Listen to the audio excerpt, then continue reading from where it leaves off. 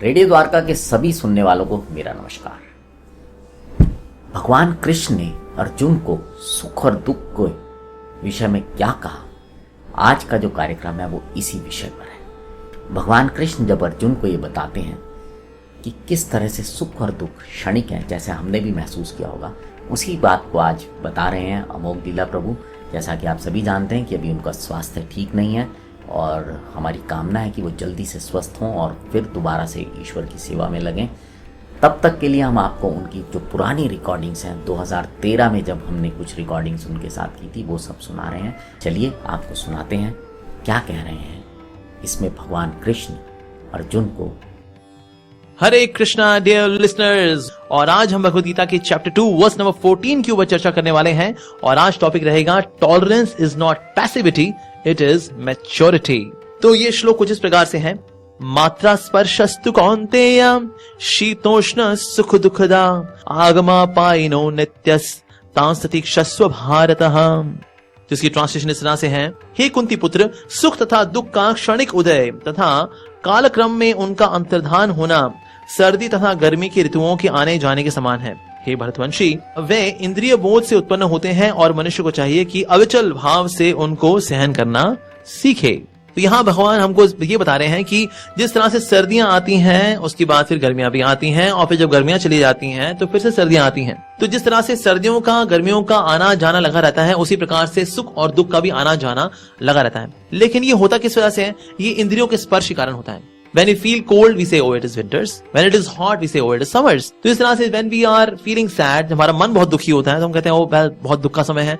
और हमारा मन बहुत खुश होता है तो हम कहते हैं, oh, बहुत सुख का समय है। तो भगवान ये बता रहे हैं, ये वास्तव में इंद्रिय के स्पर्श के कारण, जो इंद्रिय बोध है, इसकी वजह से होता है। It is because of sense perception, this kind of happiness and distress comes and goes. अब इस दुनिया में हम देखते हैं कि ना, लोगों को बड़ा संघर्ष रहता है कि हम खुशियों को तो पकड़ के रखें और दुखों से दूर भागें। लेकिन हम देखते हैं खुशियों को कितना भी पकड़ के रखें, लेकिन खुशियां फिसल के निकलती जाती जरूर हैं। और दुखों से चाहे कितना बचना चाहें, लेकिन दुख भी बड़ी वफादारी के साथ जिंदगी में आते जरूर हैं। तो भले ही हम इस सिचुएशन को अवॉइड करना चाहें कि ओके समर्स आए, विंटर्स ना आए, लेकिन समर्स भी अपने समय के साथ निकल जाएंगे और फिर विंटर्स भी आएंगे। और विंटर्स सोचेंगे, अरे बाबा विंटर्स आ गई, अरे कितनी सर्दी का मौसम आ गया, छींकें लग रही हैं, जुकाम पड़ गया, अरे बाबा। लेकिन ये विंटर का समय भी आता है और ये भी चला जाता है। तो सुख भी आता है, इसको पकड़ के रखना चाहें हम पकड़ के नहीं रख सकते, ये तो जाएगा ही जाएगा। और इस तरह से जो दुख है उससे कितना बचना चाहें, ये भी उतना ही नेचुरली आएगा जितने नेचुरली सुख चला भी जाता है। तो इसी प्रकार भगवान बता रहे हैं कि इन दोनों का आना जाना लगा रहता है। लेकिन होता क्या है, इस दुनिया में हम लोग दुखी इसलिए होते हैं बिकॉज ये जो सो कॉल्ड वर्ल्डली हैप्पीनेस है, इसको बहुत ही सेंसेशनलाइज किया गया है। Today it is being sensationalised so much. So materialism sensationalises sensations, making them seem to be far more enjoyable than what they actually are. Fleeting stimulations of body nerves. Advertisements industry is completely based on this. For example, एक company है जिन्होंने की अपनी, I'll not take the name, उनकी add निकली थी और ये गाड़ी की एड थी, which was the latest automobile launch। और इसमें कुछ लड़कियां थी जो कि मिनी स्कर्ट पहन करके आगे बैठी थी, पीछे बैठी थी, कुछ उसके ऊपर बैठी थी, कुछ अगल में खड़ी थी, कुछ बगल में खड़ी थी, और फिर नीचे इस गाड़ी का नाम लिखा था, okay you can purchase this गाड़ी बिकॉज इससे आपको खुशी मिलेगी। तो लोग ये देखते हैं, ओके गाड़ी में खुशियां भी हैं, कुछ खुशियां आगे बैठी हैं, कुछ खुशियां पीछे बैठी हैं, कुछ उस गाड़ी के ऊपर बैठी हैं, कुछ अगल बगल में खड़ी हैं। So that means okay I will get खुशियां अगर मैं ये गाड़ी खरीद लेता हूं तो ग्रेट। इस तरह से पालम फ्लाईओवर के ऊपर भी एक चॉकलेट का एक एडवर्टाइजमेंट थी जिसमें लिखा था इस चॉकलेटी लग्जरियस एक्सप्लोजन। और फिर जो है जो तस्वीर थी उसमें व्यक्ति है, उसकी आंखों से चॉकलेट फट गई, कान से चॉकलेट फट गई, मुंह से चॉकलेट फट गई, and this person is in ecstasy. तो व्यक्ति को ये एड देख के ये लगता है कि if I have this chocolate I will be happy. Similarly, I saw the ad of one cement, जिंदगी के लिए, जिंदगी के साथ भी, जिंदगी के लिए, सदियों के लिए। और इसमें there is one lady जो कि सीमेंट की बोरी लेकर आती है समुद्र के नीचे से, स्विम सूट पहन करके बोलती है आप ये सीमेंट लीजिए और फिर ये सदियों से चलेगा आपका ये सीमेंट। अब जो व्यक्ति इस एड को देखता है उसको लगता है ओके अगर ये सीमेंट में लूंगा तो ये खुशियां भी साथ में आएंगी, जो कि खुशियां ही सीमेंट को लेकर आएंगे। सो इस दुनिया में हम देखते हैं जो एडवर्टाइजमेंट इंडस्ट्री है वो एक्चुअली सेंसेशनलाइज करती है सेंस एंजॉयमेंट को। ये सारी एडवर्टाइजमेंट्स ये चीजों की एडवर्टाइजमेंट नहीं है, ये खुशियों की एडवर्टाइजमेंट्स हैं। उन खुशियों के एडवर्टाइजमेंट्स के ऊपर सिर्फ टैग लगाया जाता है अपनी अपनी कंपनी का, ताकि लोग खुशियां खरीद सकें हमारे प्रोडक्ट के माध्यम से। So that ways people want to cling to the happiness and they want to save themselves or keep themselves away from distress or misery. पर ये दोनों ही आते हैं और चले जाते हैं, लेकिन क्योंकि हमारी अटैचमेंट रहती है उसी वजह से हम दुख पाते हैं factually. So like there was one king, उसने एक बार अपने मिनिस्टर से कहा मुझको एक ऐसी चीज दो जिसको मैं देखूं, जब मैं सुखी हूं तो उसको देखने के बाद दुखी हो जाऊं, और अगर मैं बहुत दुखी हूं तो उसको देखने के बाद मैं सुखी हो जाऊं, खुश हो जाऊं. तो सबने सोचा अरे ऐसी क्या चीज दें जिसको देखने के बाद राजा अगर देखे उसको तो अगर वो खुश है तो दुखी हो जाए, और अगर दुखी है तो उसको देखने के बाद खुश हो जाए. ऐसी क्या चीज हो सकती है? तो उसका एक बहुत ही समझदार मिनिस्टर था, बीरबल के जैसा, तेनालीरामन के जैसा. तो उसने एक अंगूठी दी राजा को, और राजा की कोई जो अंगूठी दिया उस अंगूठी के ऊपर लिखा था ये समय बीत जाएगा. तो राजा जब खुश है, जब इस अंगूठी को देखेगा ये समय बीत जाएगा, तो दुखी हो जाएगा, ओहो ये समय बीत जाएगा, ये खुशियों का समय बीत जाएगा.